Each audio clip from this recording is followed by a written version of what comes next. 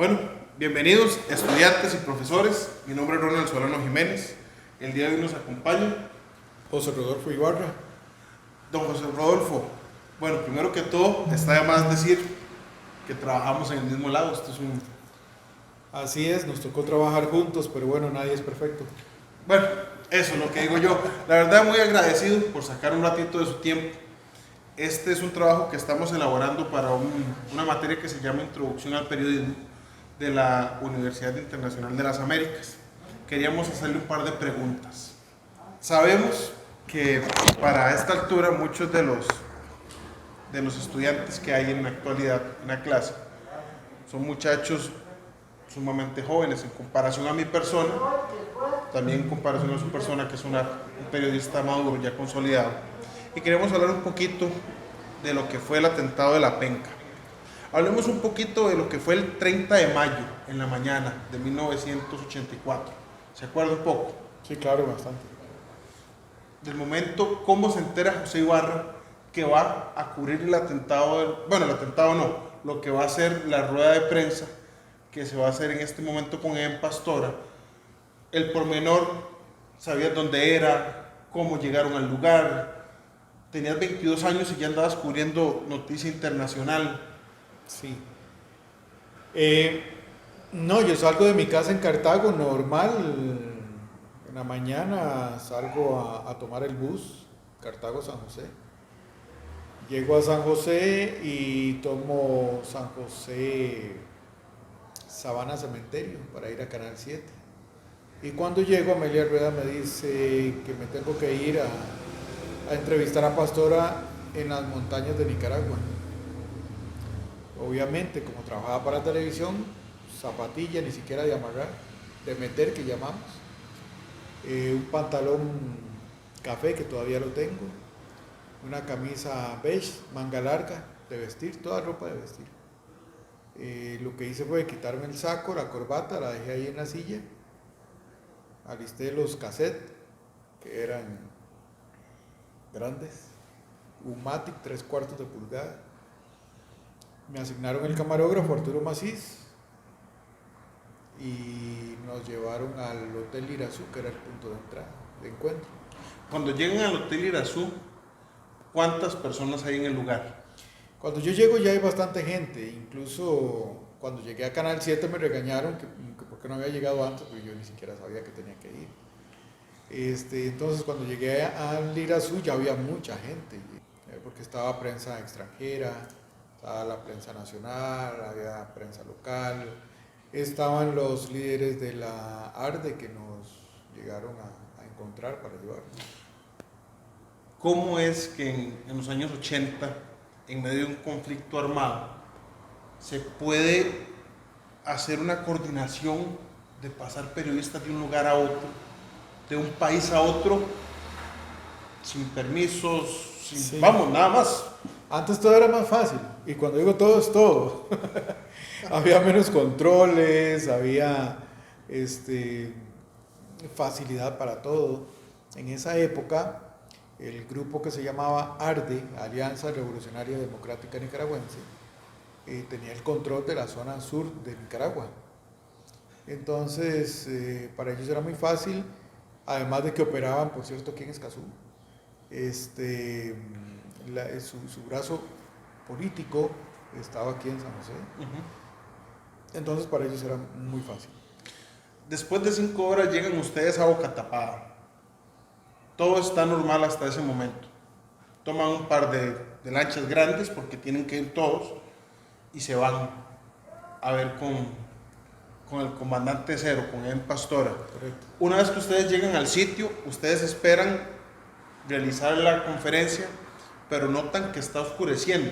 ¿En qué momento se decide, se habla entre todos? Mira, hagámosla mañana por cuestiones de luz, que quede más bonito para todos. Pasaron muchas cosas en el camino. Las dos, me hace gracia porque cuando dicen lancha, tal vez los jóvenes se imaginan el yate del doctor Marín o alguna cosa por el estilo, ¿verdad? No. Eran pangas, ¿verdad? Y si eran grandes. En el camino, entre las dos pangas chocan y se mete el agua en La Panga, donde iba mi compañero camarógrafo, Arturo Macís, y el equipo se moja, dañándolo. Cuando llegamos al lugar, que no esperábamos llegar tan tarde, eran casi las 7 de la noche, entonces ahí alguien dijo, hey, si quieren dejamos la conferencia para mañana, no sé qué, hay un contertulio, y yo lo agradecí porque mi equipo estaba mojado, tal vez nos daba chance de ver cómo nos recuperamos. Y ese fue un acuerdo tácito ahí, como en el aire. Al fin y al cabo somos periodistas, y cuando aparece Pastora, de ahí. Era obligación, Sí, era obligación del periodista. exacto. Nadie se contuvo y lo rodean y empieza la conferencia. Ok, antes de llegar al punto de la conferencia, una vez que ustedes están juntos, que están en el lugar, desembarcan, llegan a una casa en condiciones prácticamente de deterioro, malas, feas, e ingresan a una edificación que tiene como una barra, hablábamos ahora fuera de cámaras, donde está recostado de un pastor. Este punto es muy importante porque hubieron compatriotas que fallecieron en el lugar y para nosotros los ticos cuesta mucho visualizar un escenario tan crudo como este, porque la escena es dantesca con lo que pasa. ¿Dónde se coloca el artefacto explosivo? ¿Dónde están las personas? ¿Dónde estás vos? A ver, cuando llegamos a esa choza, que era sobre horcones, de madera vieja, sin pintura, más bien embarrialada, entrándonos más, hay un aposento pequeño, lo que se podría llamar una antesala, que lo divide una media pared con una mesita encima. Como un desayunador, por decirlo así. Por verlo así, es como un desayuno. Un moledero. Eso.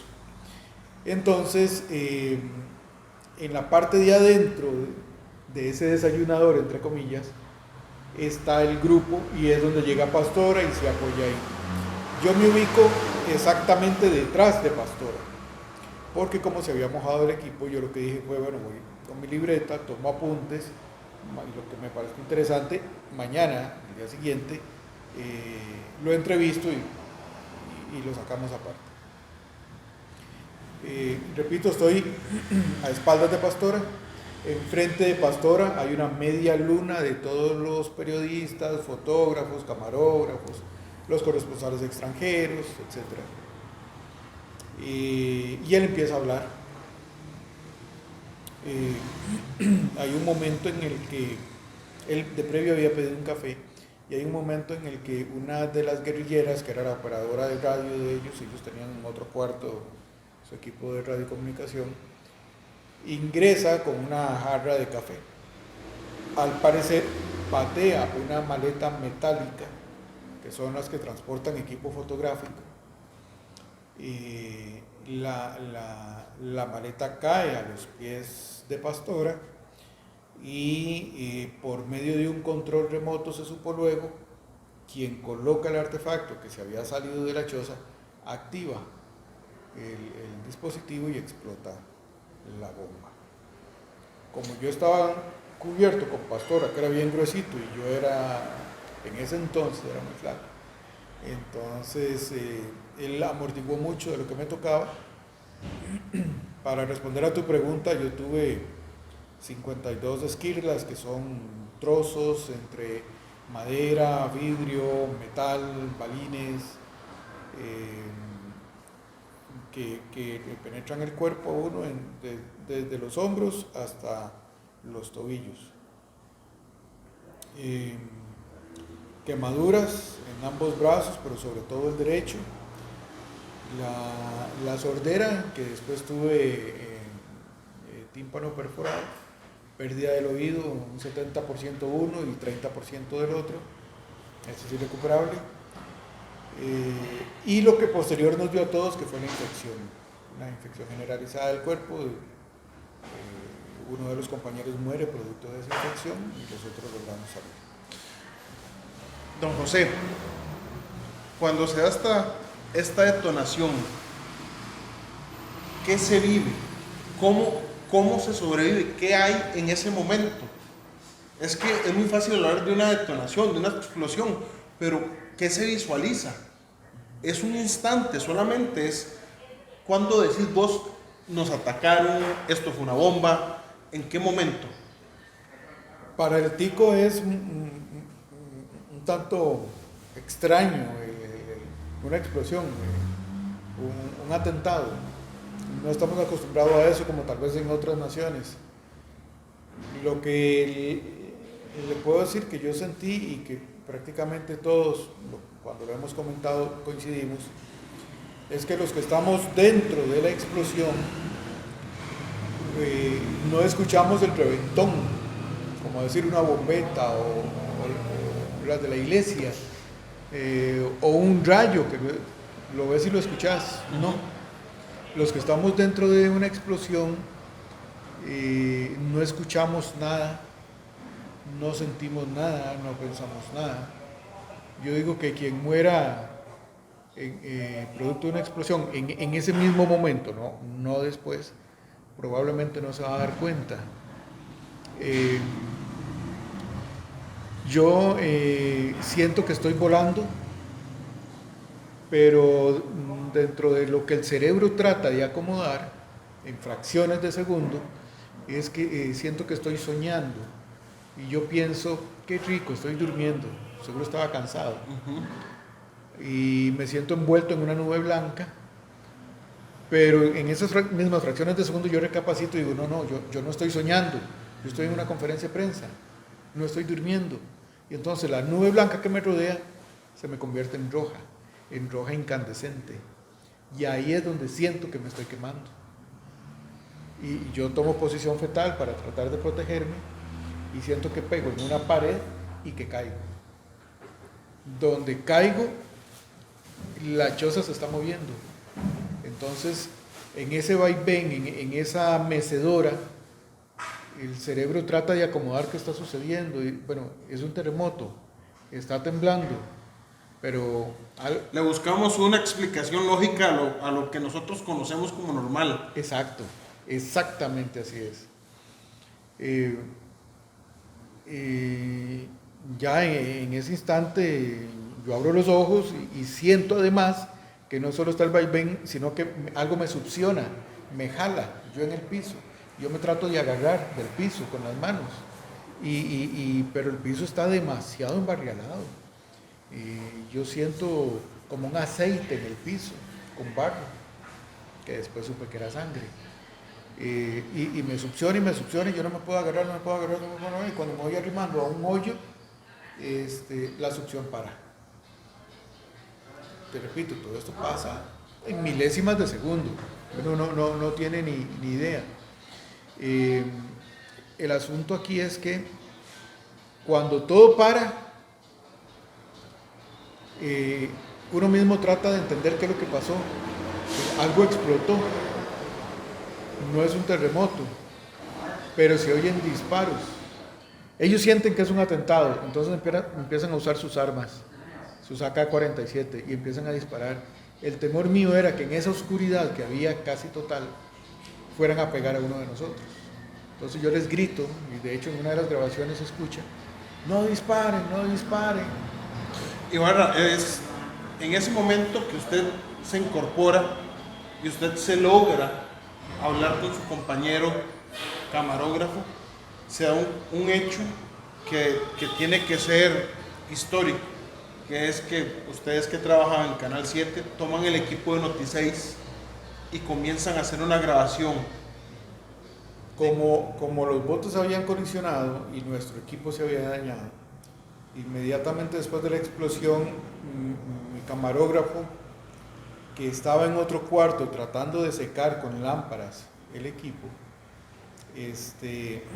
empieza a buscarme y yo a la vez a buscarlo a él.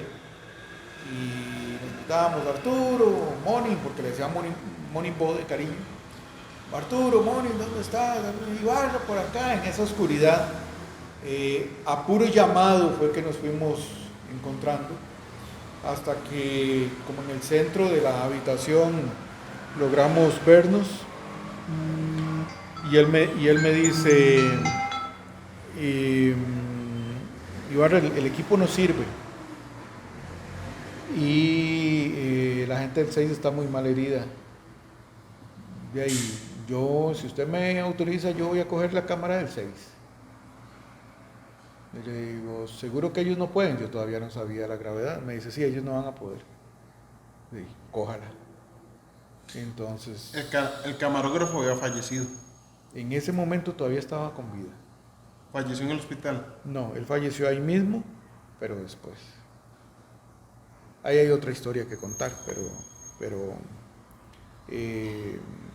básicamente mi camarógrafo toma el equipo del 6, siendo el del 7, y empieza a hacer las únicas tomas que existen. Exacto, las únicas tomas que existen. Y no vamos a dialogar de quién tiene las tomas originales y demás, porque no es el motivo de la entrevista. Muchachos, recuerden, estamos con José Ibarra, sobreviviente del atentado de La Penca, el 30 de mayo de 1984. Yo ya había nacido para esa fecha. Ibarra, yo quiero que usted le diga a los muchachos, ¿qué tan normal era o es hasta el día de hoy que se haya hecho un atentado en una rueda de prensa? Porque ustedes a nivel mundial fueron el primer atentado que se realizó en una rueda de prensa. Y tenemos un registro de otro más adelante, del cual no vamos a dialogar, pero esto le da la vuelta al mundo. El periodismo se ve sacudido a nivel internacional con esto. Contanos. Exacto. Globalmente fue el primer atentado que se hace contra una conferencia de prensa, contra periodistas en grupo, porque ha habido homicidios de periodistas a lo largo de la historia desde que se tiene conocimiento, pero en una conferencia de prensa es la primera atentada.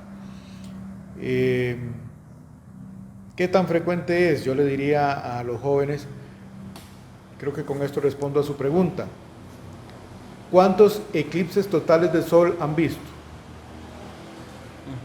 Esa respuesta es la misma que tenemos. Excelente. Para ir finalizando, ¿quién fue Roberto Vital Gallini? Roberto Vital Gallini, después de 30 años de investigaciones, se logró determinar que fue el sujeto que viajó con nosotros diciendo ser periodista danés, con el falso nombre de Per Anker Hansen, quien es un agricultor en Dinamarca, un mercenario argentino que precisamente muere años después, hasta donde se sabe, cuando realiza un atentado a un cuartel militar que se llama La Tablada en Argentina. Él, diciendo ser periodista danés, se introduce en el grupo, llega hasta el lugar, coloca esta maleta metálica conteniendo el explosivo conocido como C4 y se sale y lo detona. Le toca a él viajar conmigo en la panga y le toca también el transbordo, viaja conmigo en la ambulancia. Yo voy en camilla y él va al lado en una camilla militar hasta el hospital de San Carlos. A él no le pasó nada porque él estuvo afuera. Él estaba afuera, nada más se llenó un poquito de barro para hacerse parte de las víctimas y salir del lugar, y no se le vio más. Tomás Borge. Tomás Borge, el legendario comandante sandinista que en ese entonces era ministro del Interior de Nicaragua, durante todos estos años de la dictadura sandinista, murió hace poco y se llevó a la tumba el secreto de que él, al parecer y según las investigaciones, fue el autor intelectual del atentado. Es decir, él le encomendó a Roberto Vital Gallini cometer el atentado contra Edén Pastora durante una conferencia de prensa. ¿Se guarda rencor, Ibarra? Sí, aunque yo no soy rencoroso y la mayor parte de los que estuvimos ahí, que hemos conversado del tema, tenemos como una medio intención del perdón.